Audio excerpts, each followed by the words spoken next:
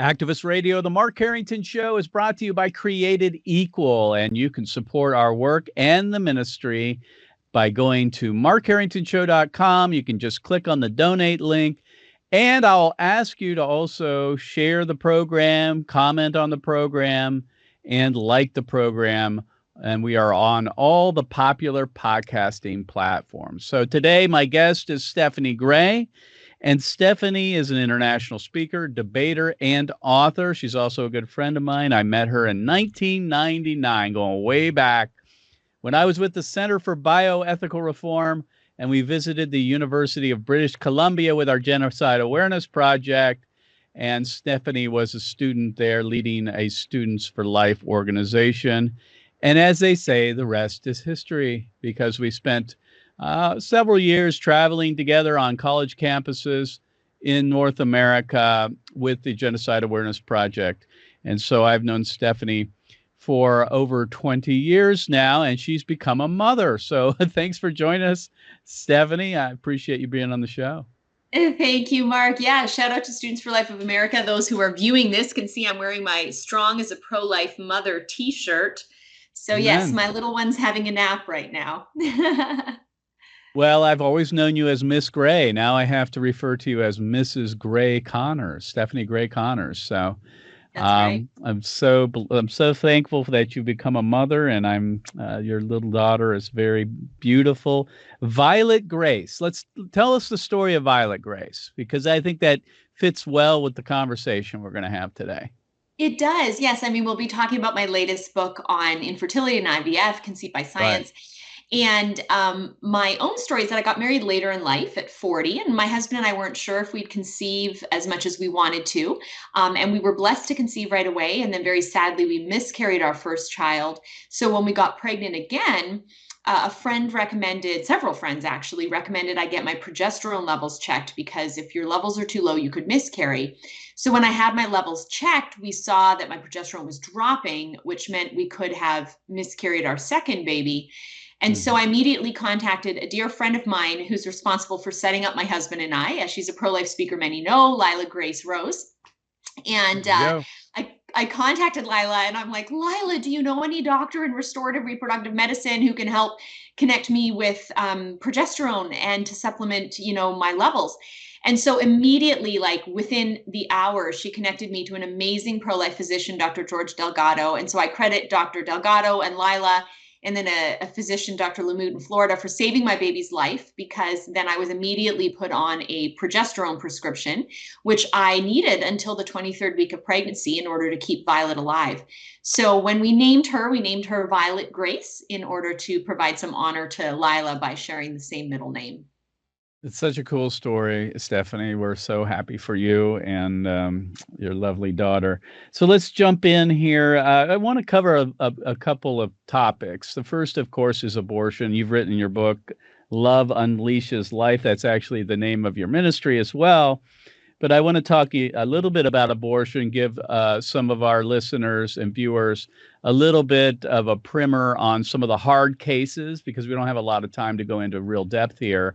And then I want to talk about your new book, which is Conceived by Science. I picked it up.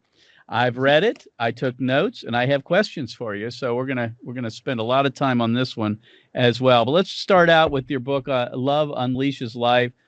And let's see here, the abortion and the art of communicating truth. That's the subtitle. So let's just start in with some of the tougher questions or comments that people have.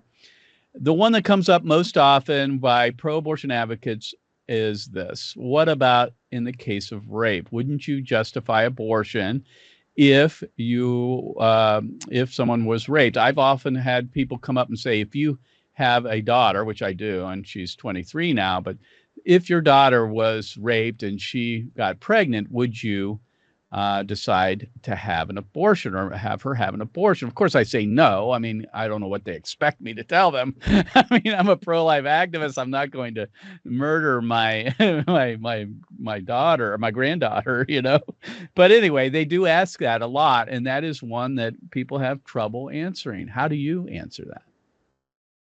Sure. I think the first place I typically begin is to acknowledge that that is an injustice. The violent act of rape is an evil. It's terrible, and we need to offer support and compassion to victims of sexual assault. I then propose a question, which is this: is it fair to give the death penalty to the innocent child? So, indeed, the rape is an injustice, but abortion is as well. The rape victim, the woman, is innocent, and the preborn child is innocent as well. The guilty party is the rapist, and giving an abortion to the innocent child is giving a consequence to an innocent party that we don't even give to the guilty party in terms of termination of the rapist's life. Then I think it's powerful to tell stories. And I often will tell the story of Leanna Rebellito. You can look her story up online for more depth. But she was essentially kidnapped and raped at the age of 12 and got pregnant and kept her baby and then raised her daughter. And her daughter became her best friend and is so grateful that she chose life for her child, even amidst brutal circumstances that her child was conceived under. So let's also ask the question, what about the abortion in the case of the life of the mother when they're threatened, typically through an ectopic pregnancy? How would you answer that one?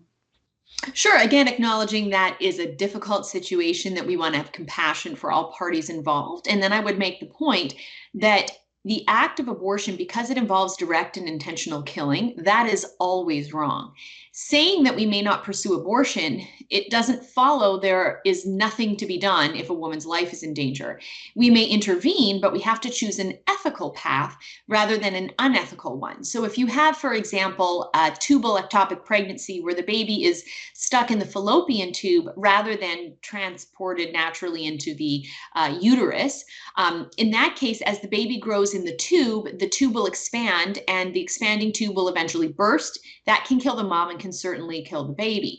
So in that case, instead of directly targeting the baby's body for destruction and death, what is an ethical response is a procedure called a salpingectomy, which is a surgery in which the section of fallopian tube is removed. And that's where philosophers and theologians would say this is employing the principle of double effect, where you're not doing evil by removing the tube. You're committing a good action, removing a tube which is threatening the mom and the baby. And that good action has a good and a bad effect, a double effect. So the good effect is the mom doesn't die because the expanding tube is no longer in her body. The bad effect is the baby dies because we lack the technology to transplant the baby somewhere else.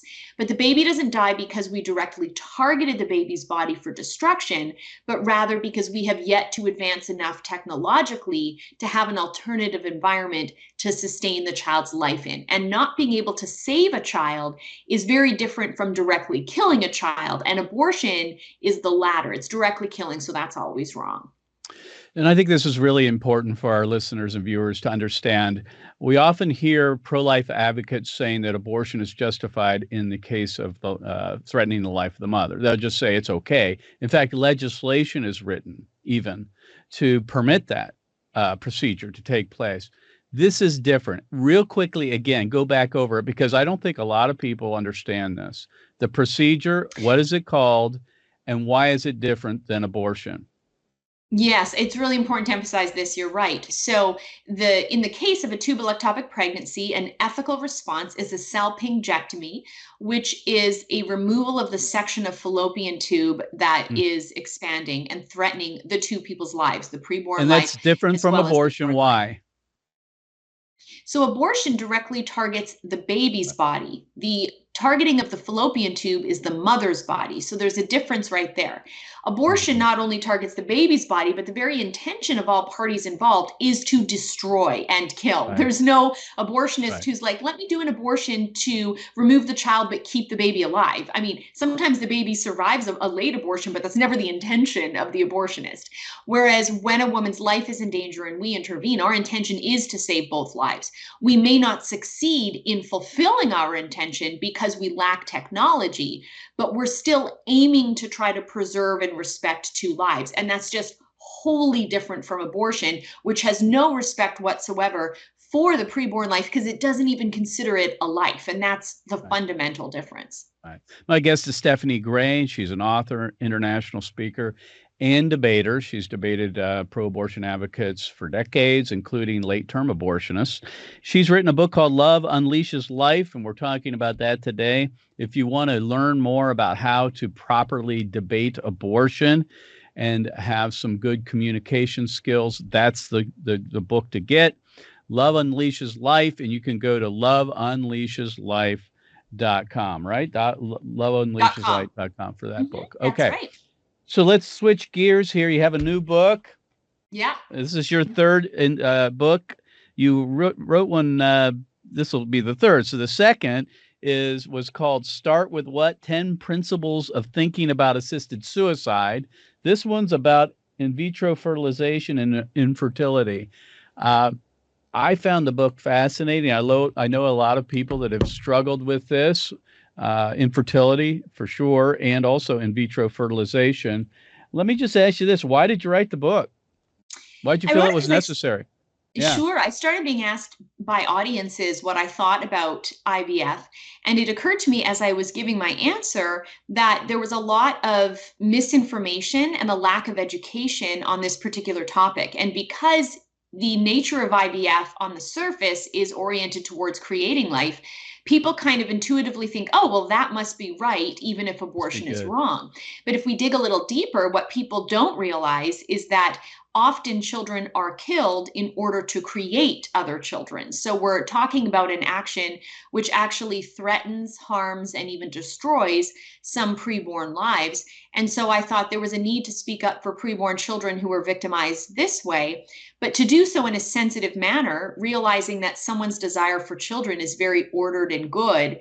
And so struggling to conceive is a very heavy cross that we need to talk about in a sensitive way. So I wanted to bring a book into the scene that reaches the mind as well as the heart and is compassionate, but intellectual at the same time. I think most of us know someone who has struggled with infertility, and it's a very difficult situation. Of course, many parents go through a lot of pain if they're unable to conceive. So we want to be sensitive to that. I think you do a great job in doing that. But I think the point that you make is very strong, and that is that pain, the pain of infertility, the inability to conceive and have a child, should not justify any action to relieve the pain. In other words, there has to be limits to how we go about relieving that pain. I think you deal with that really well here. You talk about the idea that should we have the right to demand a child? If you would tell us a little more about that, go in depth a little more on that. Sure. Yeah. One of the points I wanted to get across is that as much as the desire for children is good, I make an analogy in my book with the desire for a spouse, which is also very good. And as most people will have children, most people will get married. But some people struggle to find a spouse. And I cite the case in China where decades of a one-child policy and a culture that prefers male children has resulted in 34 million more men than women in China. And so there are lots of documentaries you can find of men who long to have a spouse and cannot find a wife. And I use that to make the point that as much as we can have compassion on these men who desire a life partner, their desire for a good, such as a spouse, does not give them license to do just anything to achieve that end. And the example I give is sadly some men in China are pursuing human trafficking, and women are literally being kidnapped and stolen and forced into forced marriages against their will because some people want wives. And our whole point would be, whoa, a wife is a human. And humans are gifts. We don't have a right to another human. If we have a right to something, it's because it's an object. But we don't have a right to a subject. A subject is a gift, and the gift giver of a subject is God, not another human being. Because if I can give you a human being, then that means I in some way possess or own that human being. That's why slavery is wrong, because the slave owner is claiming to possess or own his slave, which means he's superior and the slave is inferior. But we reject that notion and we say, hold on, humans are equal. There isn't a relationship of superiority and an inferiority. There's one of equality. And so just as it's not ethical for someone who desires a spouse to kidnap a woman, it would also not be ethical for someone who desires a child to kidnap a child. We all agree with that.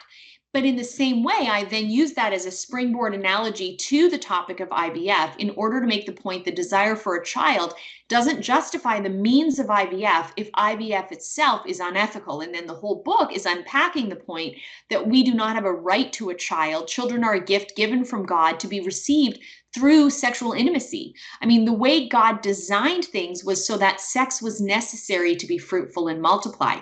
With in vitro fertilization, sex is entirely unnecessary. No longer do you have a husband and wife receiving new life as a fruit of their sexual act. They essentially contract out the receipt of new life to the hands of a stranger who's not part of their covenantal relationship. And it's at the stranger's hand that new life, far from being received, is actually manufactured and forced into existence like an object. The key, though, is that life isn't an object. That life is a subject and is our equal. My guest is Stephanie Gray Connors, and she's written a new book called Conceived by Science, Thinking Carefully and Compassionately About Infertility and IVF. Stephanie, what's wrong with IVF? I mean, what are the moral pitfalls regarding IVF? Because I think a lot of people don't think there's anything wrong with it. Right. So there's two ways we can come from it, and I cover both in my book.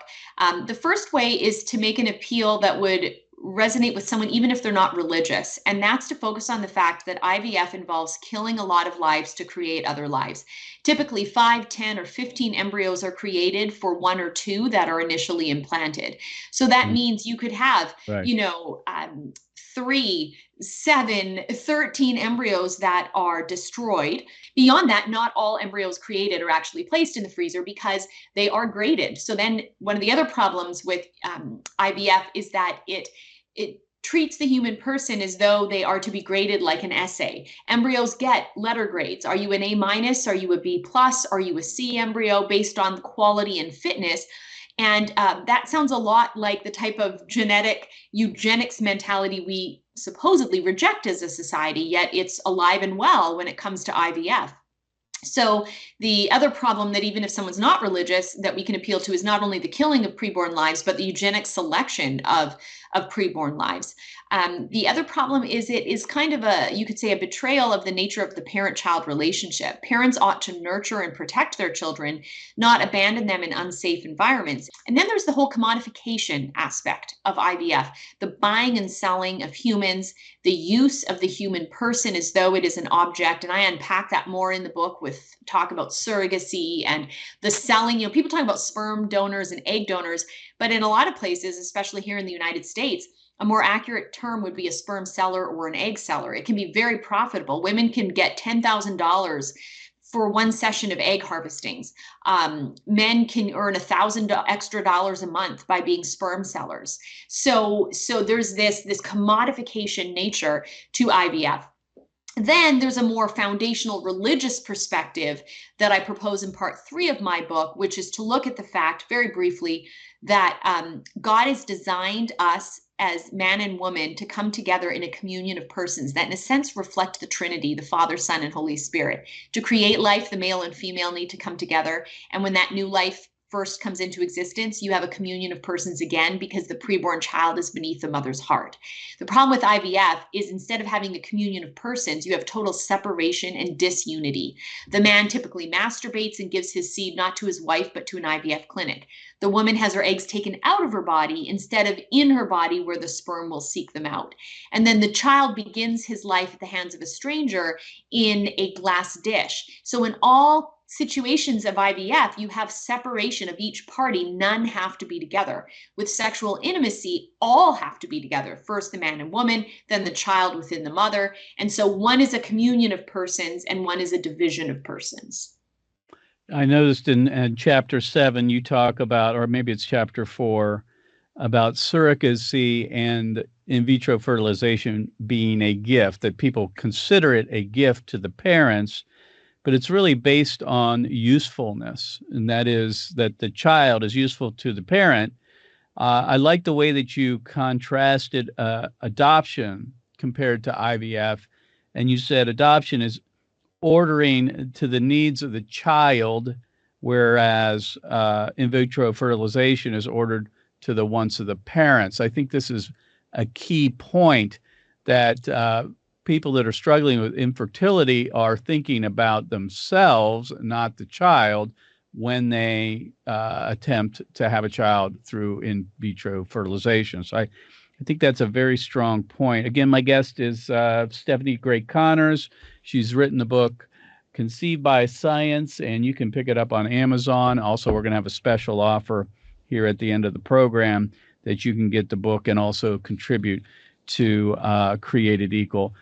Stephanie, we got about a minute left. I'd like you to just wrap it up.